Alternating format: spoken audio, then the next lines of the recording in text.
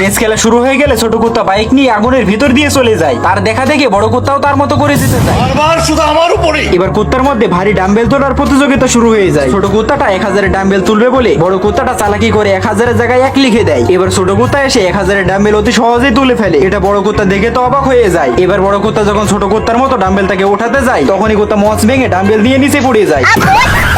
এবার কম্পিটিশনে আরো একটা প্রতিযোগিতা শুরু হয়ে যায়। ছোট কুত্তা অতি সহজেই ফ্যান ঘুরিয়ে উপরে উঠে যায়, আর বড় কুত্তা যখনই ফ্যান ঘোরাতে যায়, এবার প্রতিযোগিতায় হাতুড় মেরে ওজন মাপা হচ্ছিল। বড় কুত্তা জিতে গেলে ছোট কুত্তাকে হাতুড় দিয়ে দেয়।